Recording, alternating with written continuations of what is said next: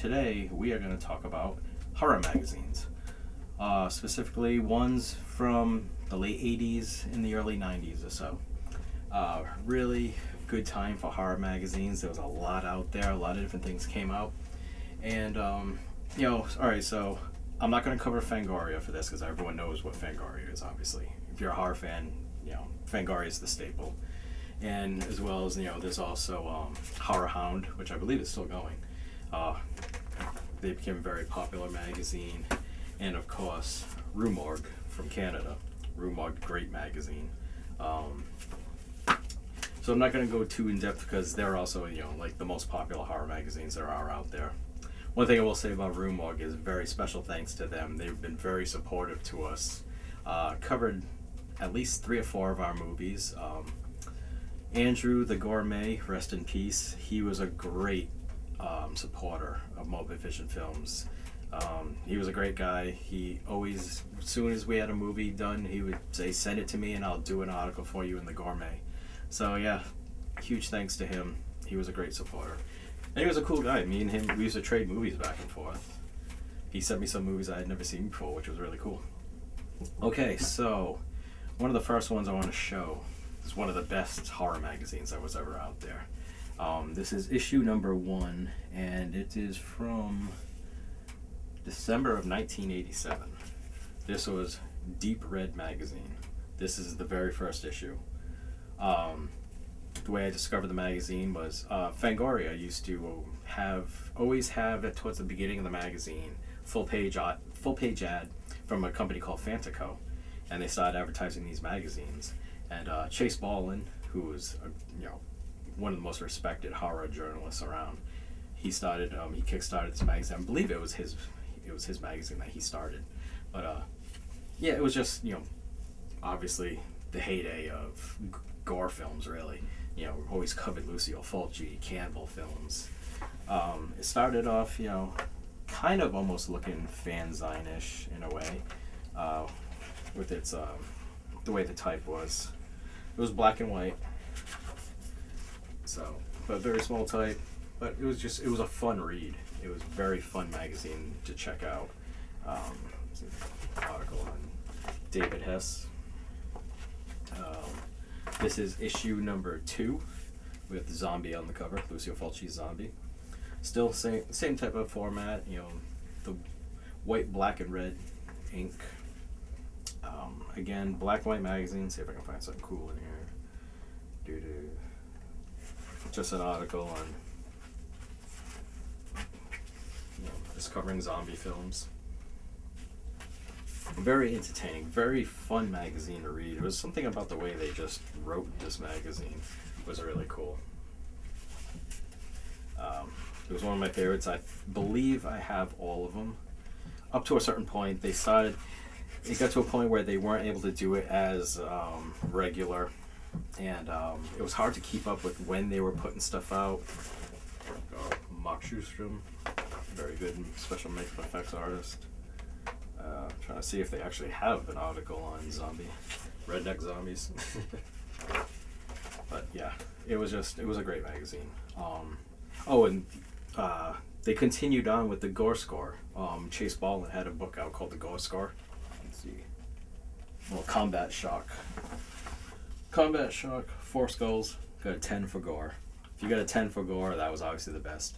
I managed to get one review in a very later issue of Deep Red. I think they did At Dawn They Sleep. Yeah, At Dawn They Sleep. They didn't like the movie, which kind of sucked.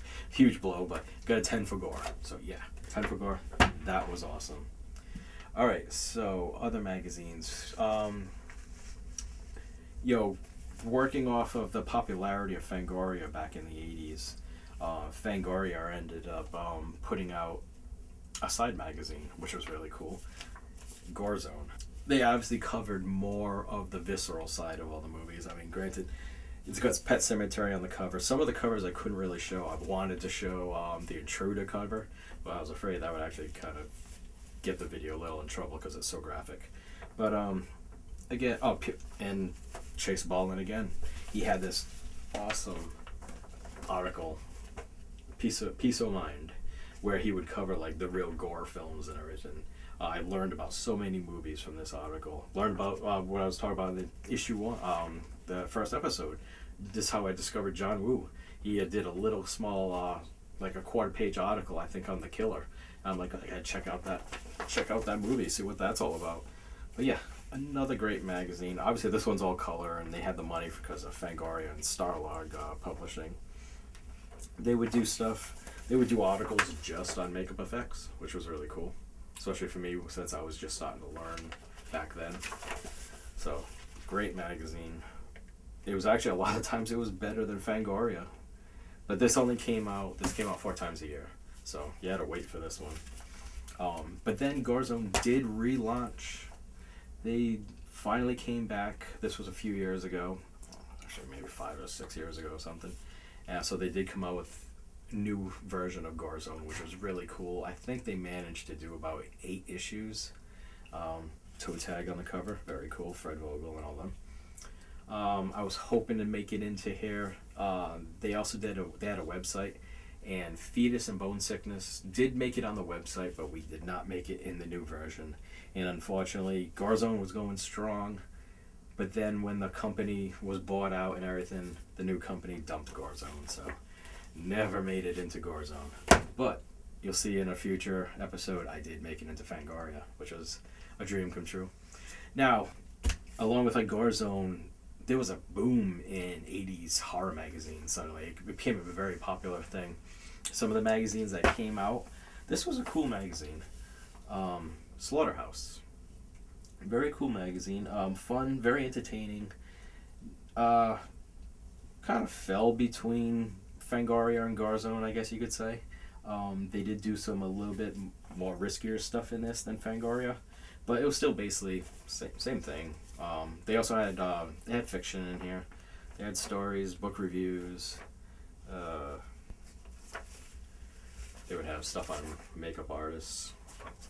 You could find this magazine pretty easily too. I think I always found it in the mall. Tim Ritter's Killing Spree. So they would do independent stuff as well, fun stuff. Yeah, it was another very entertaining magazine. Another issue. Jason on the cover.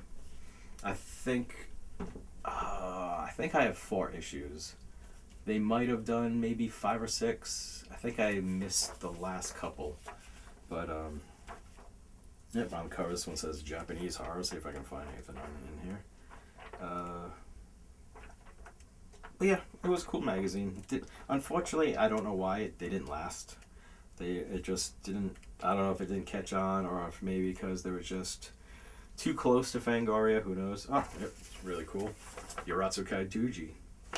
I don't even think I realized what this was. I obviously didn't realize what this was back when I bought this magazine. I'm gonna have to read this article now.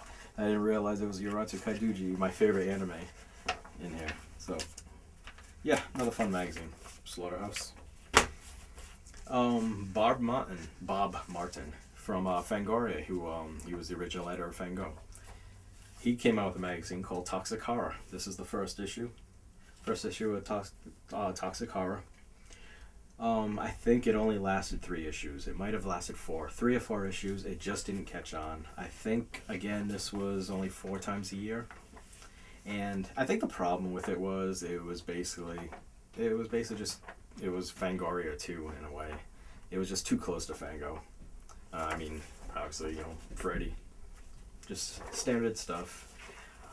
I remember reading the magazine when it would come out, and I don't know, it didn't suck me in. Oh, actually, they did too. That's Fantico. That's the ad that Deep Red would show up and stuff. And they sold so many cool things back then. I bought lots of stuff from Fantico.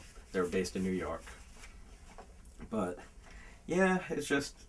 And it was put out by Starlog as well, because, in the ad, you got Fango, Garzone, and Toxic Horror.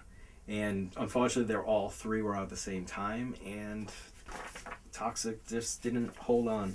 It didn't last because I think it was just retreading too much. It was doing too much of the same stuff. Here's another issue, just Leatherface on the cover. And it was just too much of the same, I guess. Psycho Killers, Leatherface, Michael Myers. So, that one did not last. Now, More obscure magazines. There's a store in Swansea, Massachusetts, near me. They carry just at the time they carried everything, anything that was available in America, and they would carry British magazines as well. But I walked in one day and I saw this, and I was just like, "What is this magazine? Oh my God, I'm buying this. I hope they keep getting issues from this." I'm gonna cover up part of this cover, but Film Threat Video Guide. And I saw Necromantic on the cover in a local store, and I was just like, oh my God, this is awesome. Grabbed it right away, brought it home, read it cover to cover. Very cool magazine, not a horror magazine really. They were basically just underground and independent stuff. They would do reviews, but they would cover all types of stuff. Yeah, big article, obviously, on Necromantic 2, on how they could confiscate it. Just a large article on Yard Murderette. And they ended up distributing Murderette's movie, sorry. That's how, this was the first time Necromantic and Necromantic 2, their Toadskin, and yeah, they were made available in the United States. I bought all their stuff. I bought all their posters. I had the T-shirts and everything. I still have the Necromantic T-shirt. I think the other T-shirts they just ended up dying on me, unfortunately.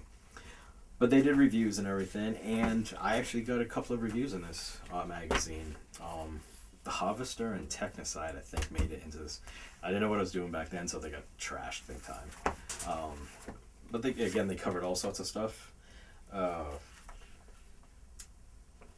Kung Fu Rascals, a movie that just completely disappeared. They released this as well. Steve Wang's movie.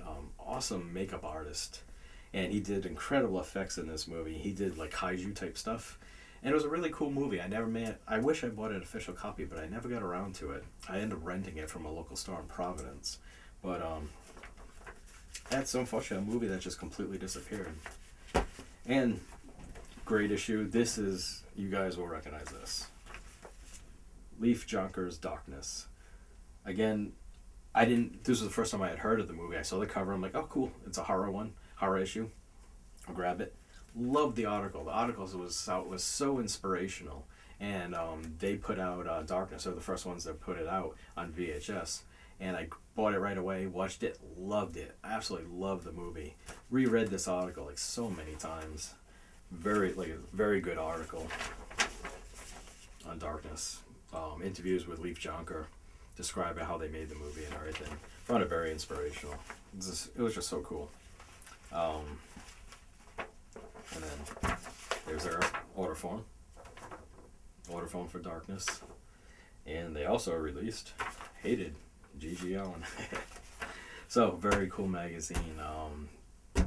Went for quite a while. I got lots of issues of this one. I don't know when they started because I don't have the first issue.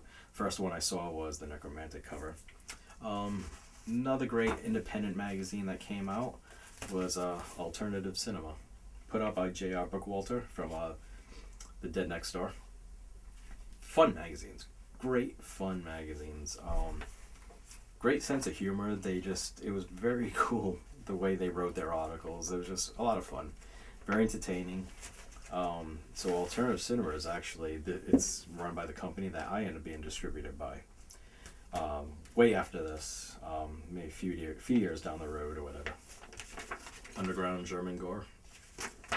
So this was issue 1. When did this come out? Spring of 1994. It's actually a little bit later than I thought it was. So that's the first issue. I think this is the second issue.